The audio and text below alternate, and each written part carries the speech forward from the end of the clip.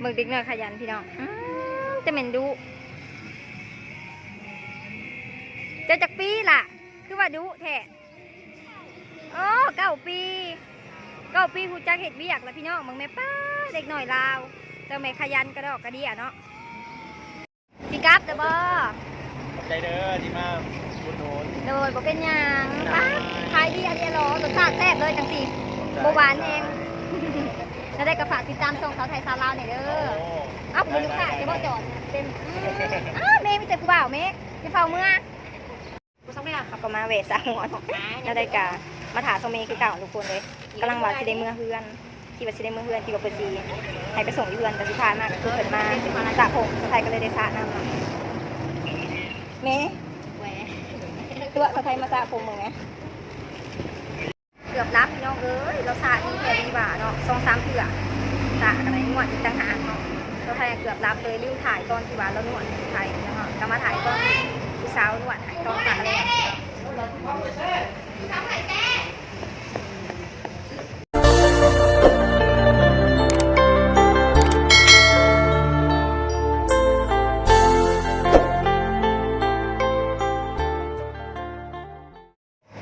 สบายดีพี่น้องของปลายเบอร์สุขุมคนเด้อบ่ว่าจะเป็นพี่น้องทางฝั่งไทยฝั่งลาวหรือทางต่างประเทศเนาะพี่น้องเนาะกะยินดีต้อนรับเข้าสู่ช่องสาวไทยสาวลาวเต้โน่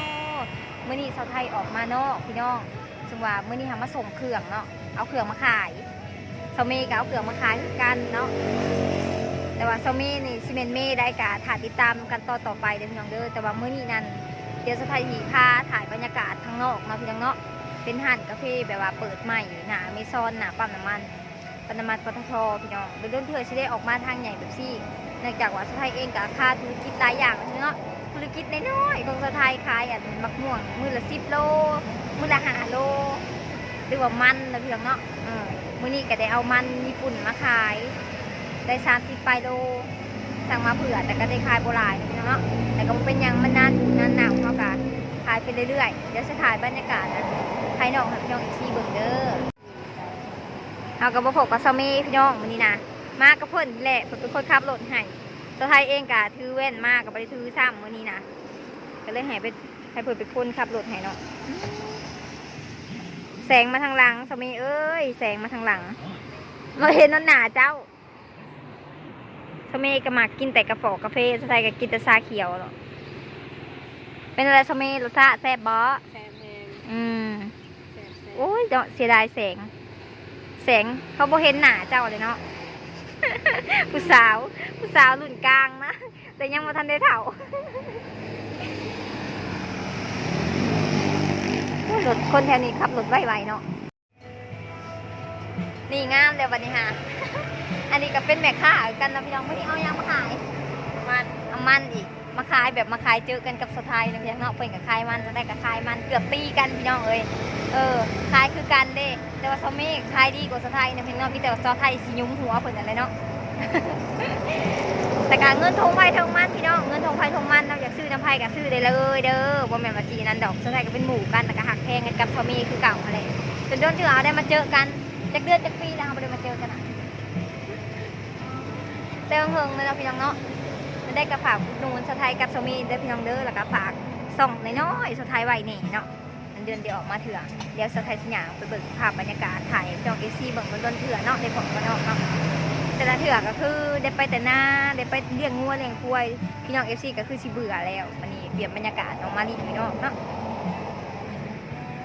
เครื่องดื่มห้าเถิดแซ่บหลายพี่น้องแล้วถ้านำมากินชาเขียวสดชื่นภาพบรรยากาศยามแรงพี่น้องอยู่แคมทางใหญ่เนาะเพื่อนอยู่เพื่อนชาวไทยกาห่างจากบ่อนนี่ก็ประมาณ2 กิโลเดี๋ยวเนี่ยเราส่งเครื่องแล้วก็มาแหวกกินได้เย็นๆแซ่บๆผู้ใดไกลมาเห็นชาวไทยอยู่นี่กับทักทายสบายดีชาวไทยนี่เด้อพี่น้องเด้อ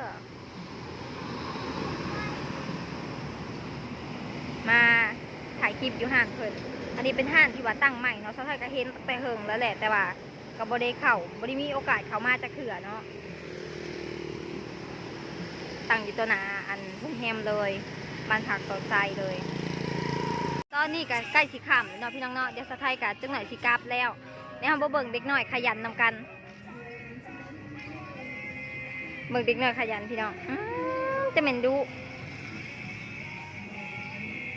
เจะจากปีล่ะคือว่าดูแท้โอ้9 ปีผู้จักเห็ดเวียกแล้วพี่น้องมึงแม่ป้าเด็กหน่อยลาวเจ้าแม่ขยันกระดอกกระเดียเนาะจะไปโรงเรียนบ่มื้อนี้แม่เลยเนาะมีแต่เอื้อยแหละลืมมือลืมวันพี่น้องเจ้าแม่ขยันกระดอกกระเดียพี่น้องเด้อมึงไหมคะยอโตยอต่างเมียนโตเมียนต่างพี่น้องเอ้ยผมนั่นได้กระฝากมูอุดหนุนน้องในเด้อพี่น้องเด้อบริการดีแฮงเสร็จโตเสร็จต่างเอินใส่แป๊บเลยแหลนนะพี่น้องเอ้ย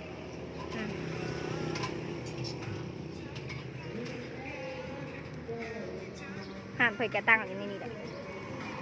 เห็นไหมตีทนทางใหญ่เลยเอ็นดูนะสะท้ายเห็นคนดูๆแต่เอ็นดูแหละขยันเห็นดีเห็นงานมึงแม่พี่น้องเอ้ยนี่กันสมัยกันนั่งถ่ายสะท้ายกับมาหาถ่ายคลิปให้พี่น้อง FC เบิ่งเนาะ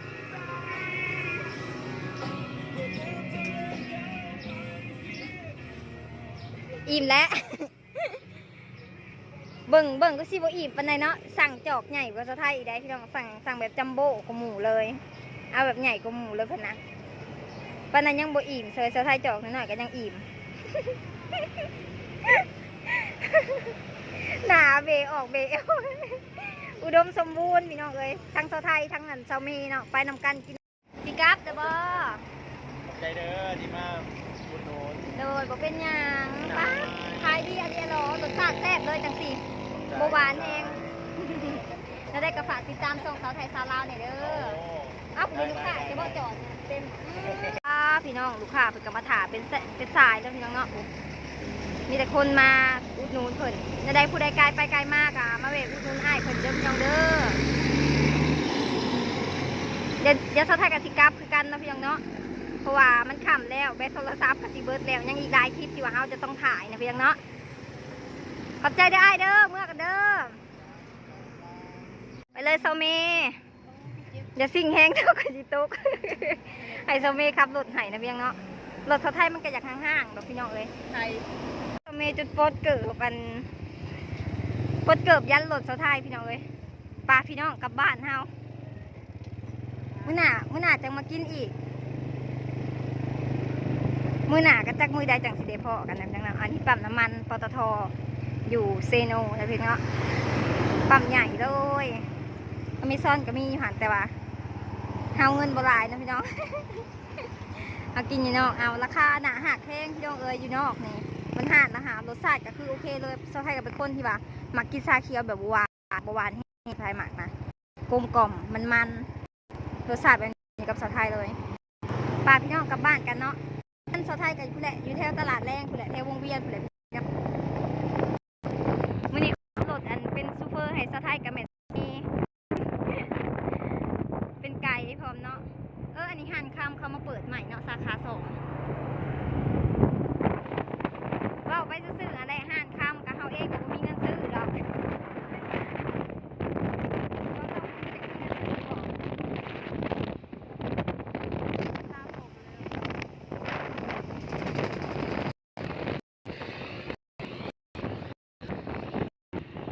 รับสไทยเองกับเบิร์ดเลยเนาะ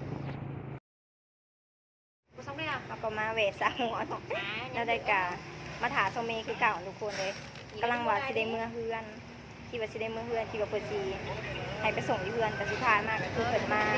สระผมสุดท้ายก็เลยได้สระน้ำเนาะเมย์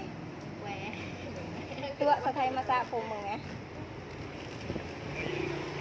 เย็นมากมีแห้งขนาดพี่น้องปกติแล้วแต่ละมือก็คือสระเองเนาะแต่ว่ามื้อนี้ก็มาให้สร้างให้ได้โอกาสต้องมาเพื่อนก็จุดลุ้นเถื่อสบายแห้งพี่น้องเอ้ยเป็นตาขักอะดิพี่น้องพอดีเลยพอดีสำหรับตัวไทยมากมาเจอแม่ข้างงามๆไปสิก็เป็นตามาซะอีกนะผู้ชายผู้บ่าวมาหลายๆเด้อพี่น้องเด้อแม่ข้าหานี่งามแห้งอะดิตรงนี้ก็สิรับเลยก็ได้ตรงนี้แหละ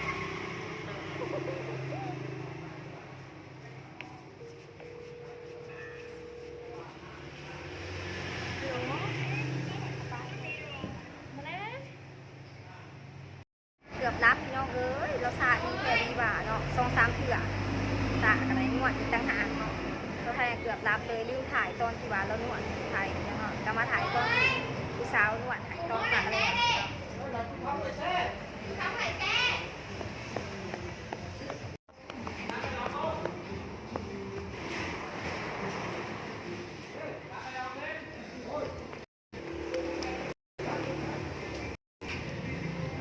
แต่ก็เป็นคนเวียดบ่ล่ะแต่ก็เป็นคนเวียดบ่แต่ก็เป็นคนเวียดบ่มีแต่สาวเวียดพี่น้องเอ้ยอยู่หันมีแต่ผู้สาว2-3 คนขนาดลาเป็นซาก็คือสุดยอดเลยสาวไทยนะป้าจนเกือบรับดีตื่นแล้วปุ๊บเอาห่านก็อยู่เข้มทางเลยนะพี่น้องเนาะห่านอยู่เข้มทางเลยเส้นทางเดียวกันกับอันห่านที่สาวไทยไปกินน้ำกินนี่นะพี่น้องเนาะห่านกาแฟอะไรขี่ขึ้นมาอีกประมาณน้อยหนึ่งแต่เห็นห่านเพิ่นแล้วสเมก็รับเดี๋ยวไปจักสเมก็ได้สเมกับเมื่อกี้นี่สาวไทยปลูกเอาเนาะเกือบรับเลยป้าคุณซาได้คุณซามาก็เกือบ30 นาทีไปเลยเนาะพี่น้องเนาะยังไม่ทันได้รวมเป่าใดเป่าแห่ง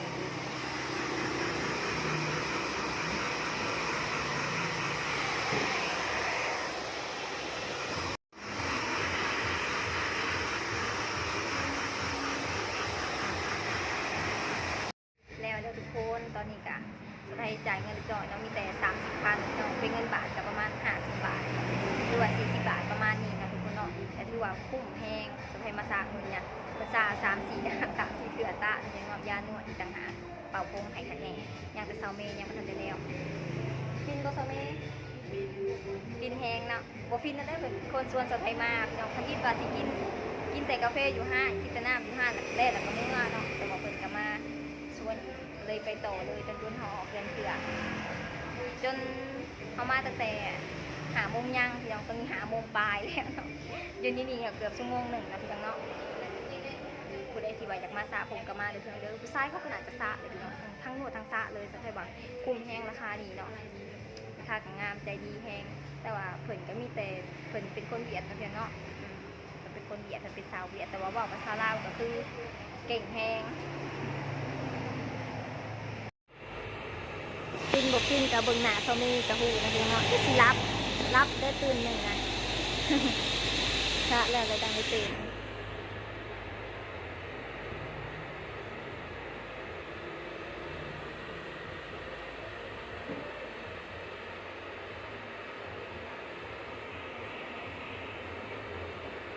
ว่าสิไปตะเวนมาตะเวนมันต่อเวลาให้กูเลยจนค่ำเนาะเมจะสิมืดมึงพากูมานะ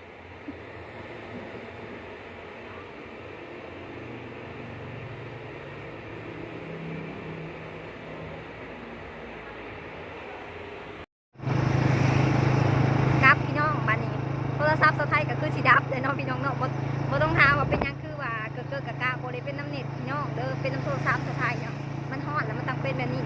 โทรศัพท์สไทยไปส่งซอเม่แล้วเขาก็กลับบ้านสำหรับคลิปนี้ก็มีเพียงเท่านี้เด้อพี่น้องเด้อมื้อหน้าก็มาพอกันใหม่อีกมาเบิ่งกันว่าสไทยขายคลิปแบบใดพี่น้อง FC เบิ่งนะพี่น้องเนาะแต่ตอนนี้ก็คือขอจบคลิปซะก่อนมื้อหน้ามาพอกันใหม่เด้อพี่น้องเด้อบ๊ายบายแล้วก็ขอบใจพี่น้องที่รักเบิ่งจนจบคลิปนะพี่น้องเนาะ